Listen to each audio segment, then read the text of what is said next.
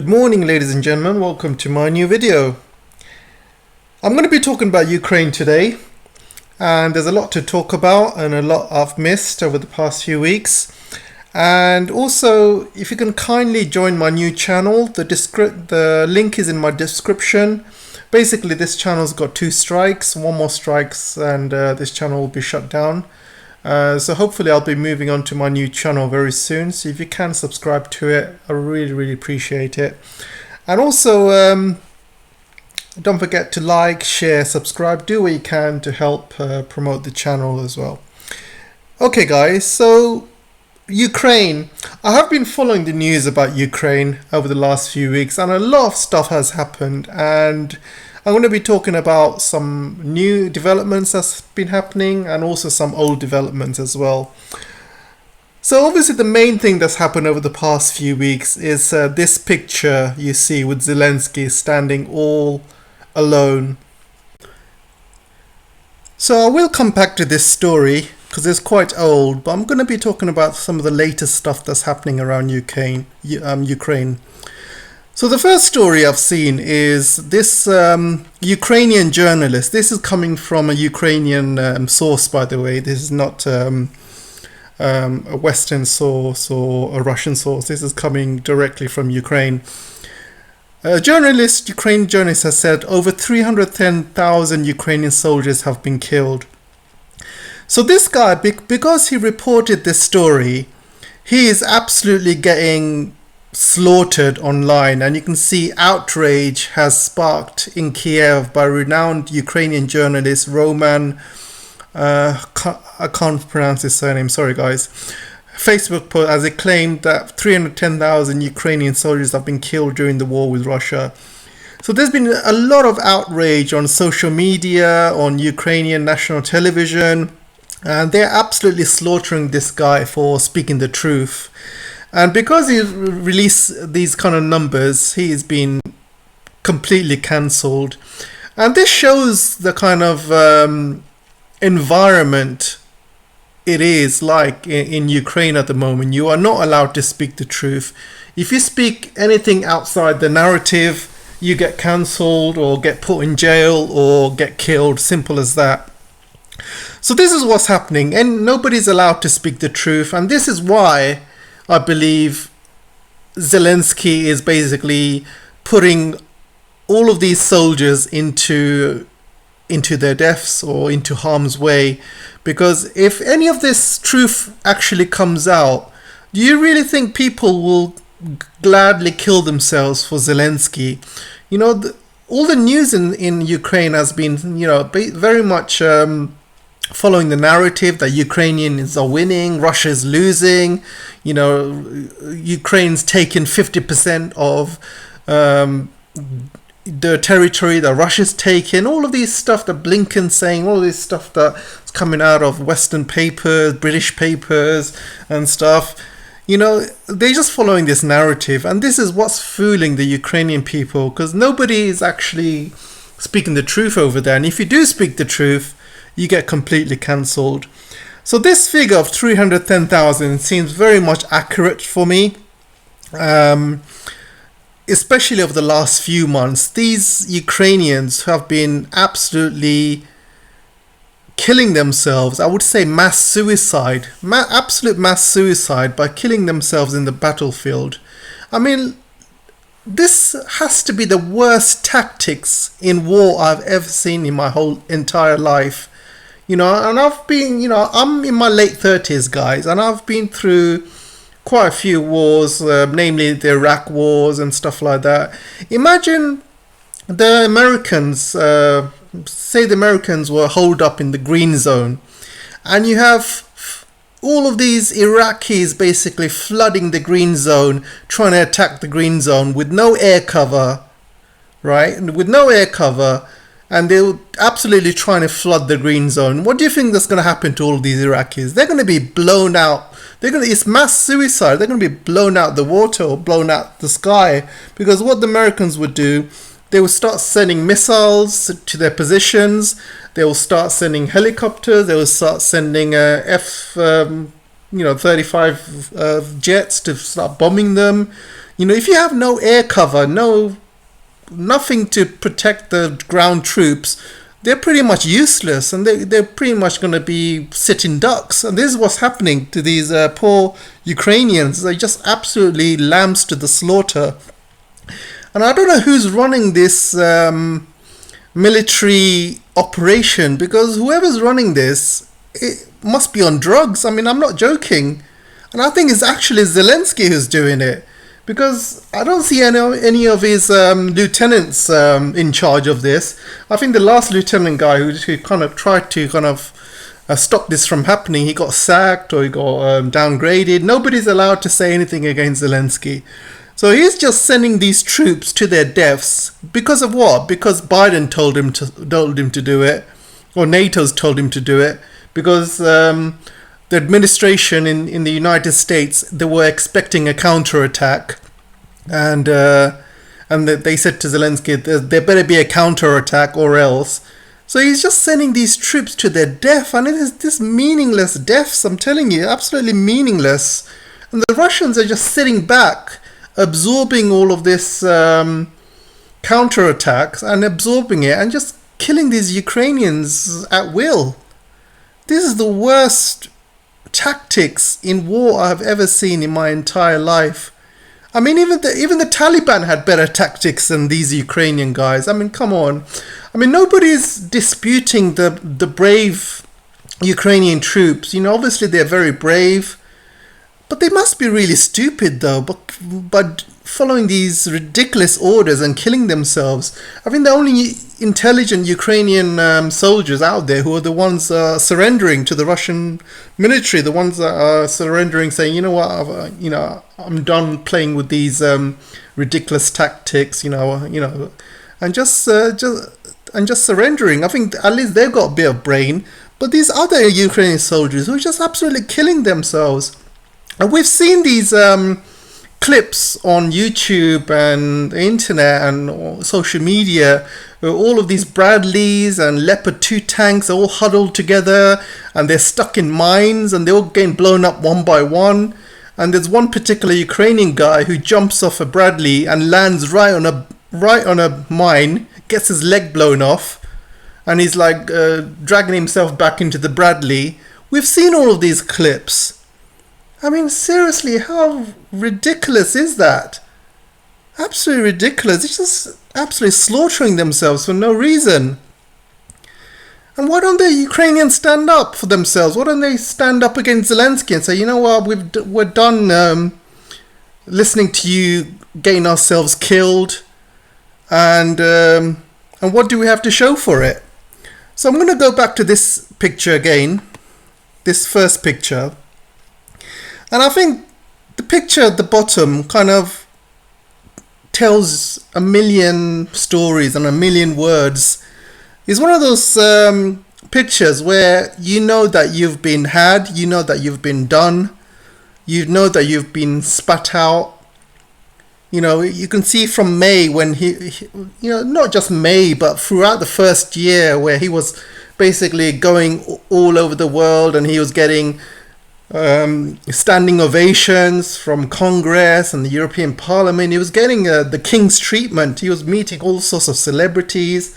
He was like the biggest celebrity in the world. His face was coming up in festivals and concerts. So you can see how fast he's fallen down since then. And obviously in Vilnius, he expected NATO to basically join the war and stuff like that, and let Ukraine join NATO, but that wasn't happening. They were just stringing him all along. And I think in this picture he's realized how much of an idiot he was. He's been strung along with nothing to show for it. Hundreds and thousands of Ukrainian soldiers killed, hundreds and thousands probably injured, millions who have left the country, untold damage, destroyed the whole country, and for what? And I think his face says it all. He wanted to be part of this club, but you can see he just looks like the odd one out with this ridiculous uniform. And you can see around him, everybody else is smiling, having a good time, talking to each other, and they're completely ignoring him. Ignoring him like he's just one of those bubble gum in your shoe, that you want to kind of, you're a bit annoying. It's there, but you're just going to ignore it. And that's what's happening. He's just being completely ignored. While everyone else is part of the club, they're all talking and, having a good time, smiling, dancing, having champagne. They're part of the club. It's not their sons or daughters being killed, end of the day. And here is Zelensky. He's been completely used, absolutely used and abused. It's one of those, remind me of a story when I was in school. There was a little kid who wanted to be popular, so he became friends with a bully. So this bully was getting this kid to do everything for him. He would collect money for him, bully other kids for him.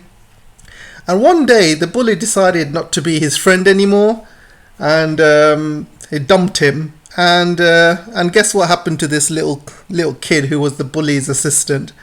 Everybody just jumped him. Everyone, all the people that he bullied for the main bully over the years, they all kind of jumped him because he didn't have the protection of the main bully anymore. So they all jumped him, and I remember, that's exactly how his face looked. He was like, oh crap, I've been done, I've been had, and I've been chewed and spat out. I've been used and abused and chewed and spat out, and this is exactly what's happening to Zelensky. But I've got no sympathy for him, guys. I've got absolutely no sympathy. Anybody with a brain will know how these neocons work. They will use you, abuse you, and spit you out. They've done it for God knows how many years. And, Ukraine is not going to be the first, and Ukraine's not going to be the last. They've done it in Afghanistan, they've done it in Iraq, they've done it in South America, Syria, Yugoslavia, Libya, you name it. This is what the West does. They raise you up and they elevate you. They pretend you're part of the club, and once they're done with you, they just spit you out and they just step on you like you're nothing. And this is exactly what's happening to Zelensky. So I have a question for you guys. Do you think any of these guys in the background, while they're talking, laughing, joking with one another, do any of these guys think about any of the lives, Ukrainian lives that have been lost in the battlefields? Do any of them think about any civilian lives that's been lost, any Russian lives?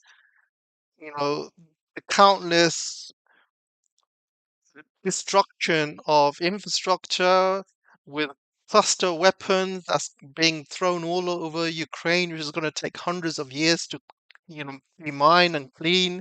Do any of them actually think about anybody apart from themselves? The answer is no. I mean, look at them. They've not got care in the world. They're not thinking about Ukraine. They don't care about Ukraine. They don't care about how many lives are being lost. And now, slowly, the realization of Zelensky being used and abused and being had by the Western puppeteers has slowly sunk in. So another big story that's happened over the past few days, Russia has been bombing the border, near Romania. And this border city is called Reni, I believe. Reni. So this border city is only 100 meters across from Romania, which is NATO territory. And they've been bombing that area. And again, NATO's been doing nothing. And it's a kind of seaport, river port. And again, Russia has been testing bombing of that area. And it's only like 100 meters away from Romania. And again, NATO has done nothing. This goes to show that NATO is absolutely stretched, and even attacks 100 meters from its border. NATO is doing nothing. They're saying nothing. They're ignoring it. And Russia is in complete control at the moment. Absolutely control. They are, NATO just sitting back and just watching hell takes place. And Russia has been bombing Odessa. Some people think they're just softening up Odessa for a massive takeover of the seaport of the city. It could happen. It's based on a number of things. First of all, I think they have a couple of. I would say probably Kharkiv is probably more of a priority, mainly because Kharkiv is right on the border with Russia, and their main priority would be to protect Moscow and protect Russia. And there's been a lot of attacks, obviously, going into Moscow and going into Russian territory and things like that. So I would probably think that Kharkiv is more of a priority for Russia to take.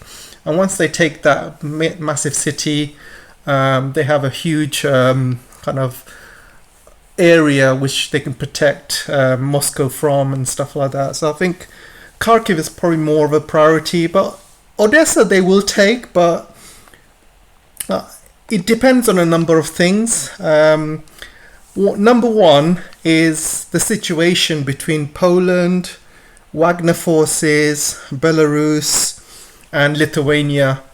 So if something breaks during, let's say there's a conflict that happens between Poland and the Wagner forces, or Lithuania and Belarus, if something happens along those borders, if Polish forces coming to Western Ukraine, for example, and try and take over Lviv, then I believe Russia will take Odessa. And the reasons they will take Odessa is because, so you can see from this map, there's an area of the map called the Suwalki Gap, and this is between the borders of Lithuania and Poland. And this links up Belarus to Kaliningrad. And at the moment, Kaliningrad is in a unusual spot, which is not linked to Russia. So anything kind of they want to send to Kaliningrad has to go via ship or has to go via plane. There used to be a railway line that goes into Kaliningrad, but Lithuania has stopped that, unfortunately, and this is actually which is going to bring them into huge, huge trouble.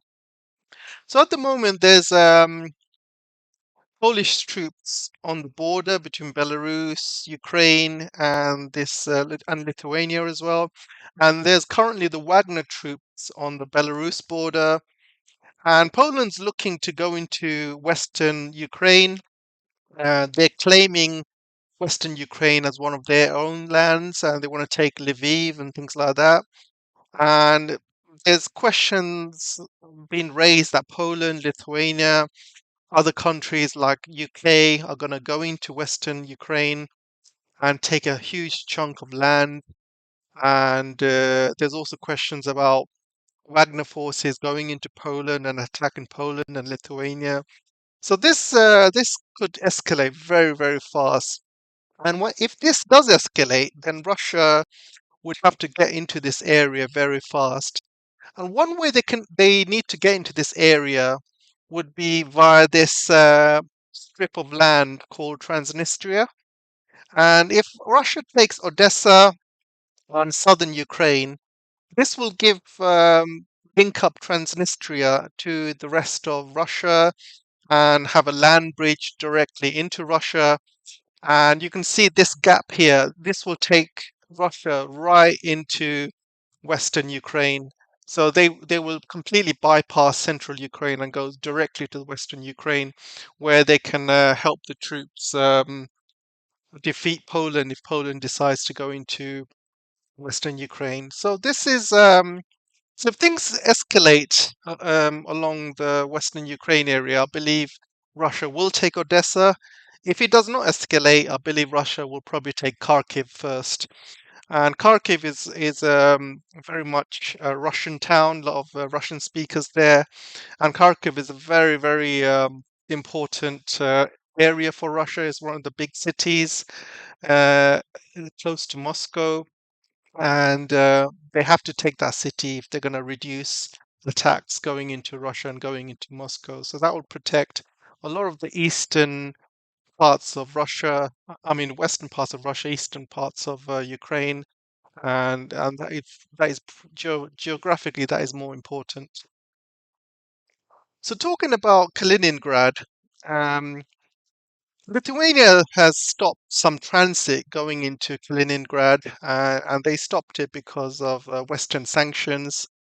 And this is going to put them into major trouble because if Russia decides to attack Lithuania and take a huge part of land uh, to go into Kaliningrad, I don't think anyone can complain because blocking Kaliningrad from vital goods and stuff, that is, I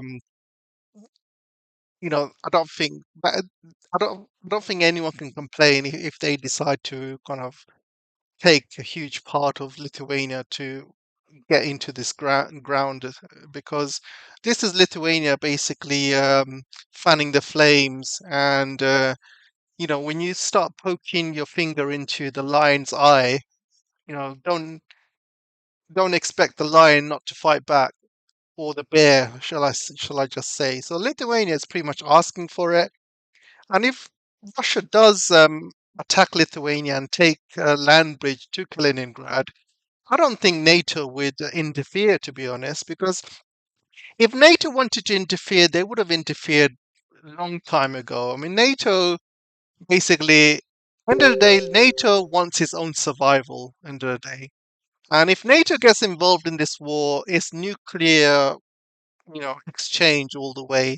And you can see from this picture, these people in the background who are laughing and joking, they don't want to die of a nuclear war. They want to be in their club. They want to be drinking champagne. They want to go to parties. They don't want to be killed over Lithuania. They don't want to be killed over Ukraine.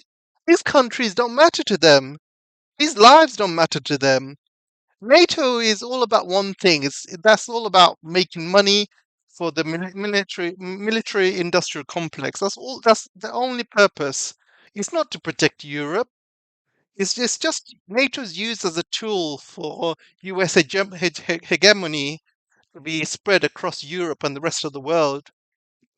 Well, if it comes to fighting a nuclear war, they're going to be standing back saying, "Oh, actually, no, no, no, no. We prefer to be going into we prefer to go to parties and having drinks and stuff like that. We're not really about this Article 5 thing. It's just a sham, to be honest, guys. So let me put it this way: if Lithuania is stupid enough to block goods going into Kaliningrad, and Russia decides to take land away from Lithuania by force, NATO will not interfere because this is a NATO country basically asking for trouble, and NATO and Europe will probably find a diplomatic solution to this. And Russia's not going to have any of it because they need a land bridge to Kaliningrad. With everything that's going on, they need that land because they need to provide goods and services to Kaliningrad, and at the moment it's isolated. So I think that's probably going to happen next, and NATO is not going to interfere because if they wanted to interfere, they would have interfered by now. And then once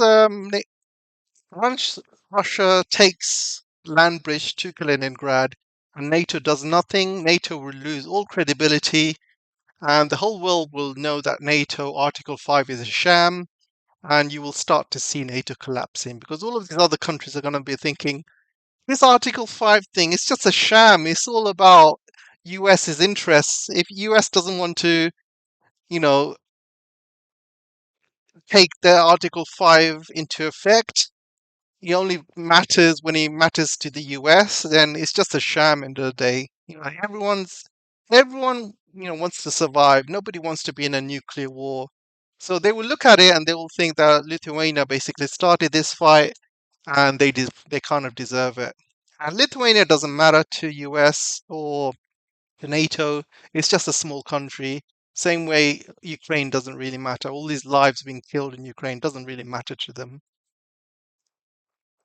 So there's a story where Shoigu went to North Korea, and this is basically a couple reasons. Number one, the South Korean president Yin went to North Korea, and I'm going to be talking about him a bit later on. He is part of my idiot of the day, by the way.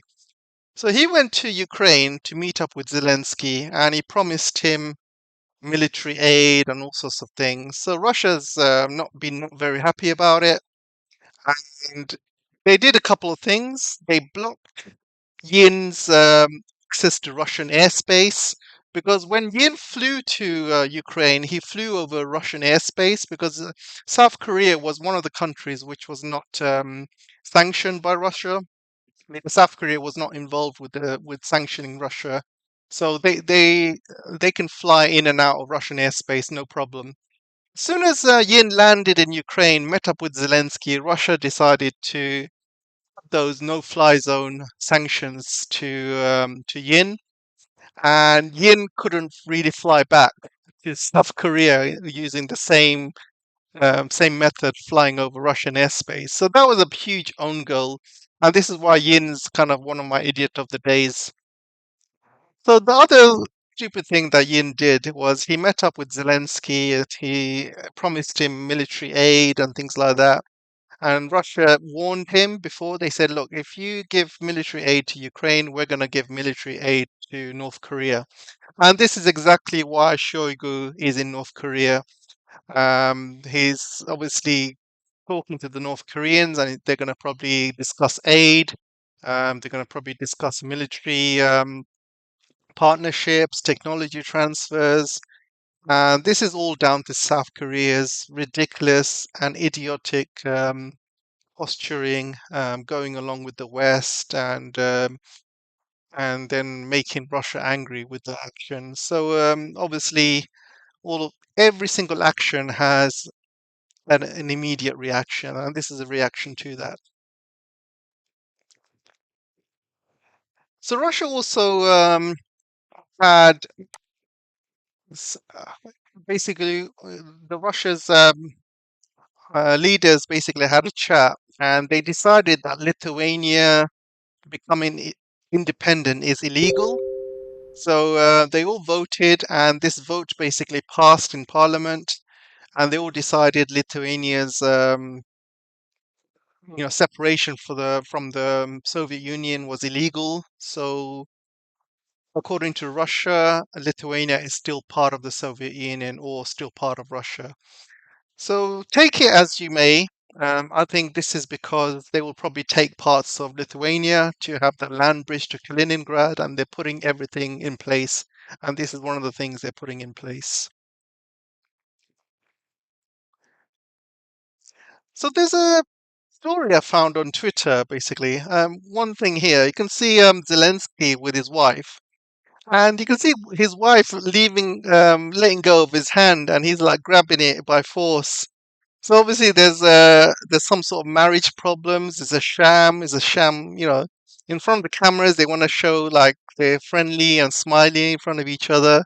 But behind the scenes there's no love there. She probably can't stand him. You can see she's just trying to let go of his hand. And you can see her facial expression as well. So she obviously probably despises him, and they're only together because of the cameras and stuff, and you can tell by her body language, her hands, her face, she cannot stand this man. So the other thing I wanted to kind of show you on Twitter is this basically clip of a Syrian guy. And this guy is from Kurdistan, Syria. So they've got a lot of Kurds in Ukrainian fighting for the Ukrainian army. So this Syrian guy has basically said that he's been paid by the Ukrainian in fake notes, and and he says that basically he's completely run out of money, and he's been paid by fake notes, and he basically got paid. He came back to Syria, and he tried to use these notes to pay for stuff and or change it to Syrian currency. And he got arrested, by the way. And he got arrested, and he had to tell the police that he got paid by the Ukrainians with these fake dollar notes. And imagine why, because if you go to the darknet, there's a lot of fake dollars being sold, and Ukraine's probably got millions and millions of fake dollars being circulated. They are being given to mercenaries because they've got no money end of the day. They've got no money whatsoever. So they're just printing out these fake dollar notes, giving it to the mercenaries. And it's a win-win situation for Ukraine because if these mercenaries die, then that's it. They don't have to pay them, right? But if these mercenaries live, they just pay them with fake notes, and that's it. Once they go back to their home countries, they don't need to hear from them ever again. And this is what's happening. They got no money, and they're paying these mercenaries with fake notes. My thoughts is I have no sympathy for these mercenaries. If they're stupid enough to go to this war and fight for Ukraine, then they deserve everything they get, whether they get killed or injured or given money with fake notes. They know what they're gonna get if they're gonna get themselves involved in kind of crap. And finally, I want to talk about this story about Turkey giving away secrets of the S400s to NATO and the United States. So Turkey has let down the Russians 3 times already. The first time is when they let go of these Azov battalion leaders. That was a breach of what was agreed between Russia and Turkey. So they let go of them. The second thing Turkey did was to blow up a Russian fighter jet over Syria, and I believe you know things were really, really bad in terms of relations between Russia and Turkey after that. And it took a long time to get things back to normal. And now Turkey's let down Russia again by releasing these Azovs.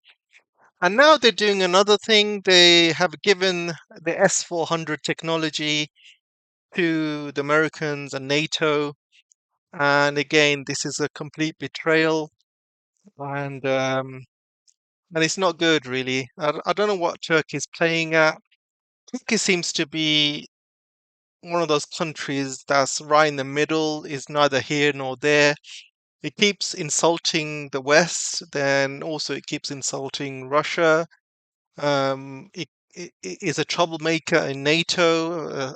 It was basically asking for concessions if they allowed Sweden to join NATO and things like that. So they're making a lot of enemies in the West. He's also making a lot of enemies with Russia as well. So I don't know what Turkey's really playing at, and these betrayals and backstabs really is not going to take them too far. They're going to lose a lot of trust as a country, and it's not going to take them very far in the world of geopolitics, to be honest. So again, I just wanted to end it there, and yeah, so don't forget to join my new channel, guys. Let's get everyone up out there. Try and view my other videos. And don't forget to like, share, subscribe as well. And any support is appreciated. Things in YouTube are very, very tough. Takes me a while to make these videos with all the research and things like that. So any support's appreciated. Anyway, thanks a lot, guys, and I'll see you soon. Take care.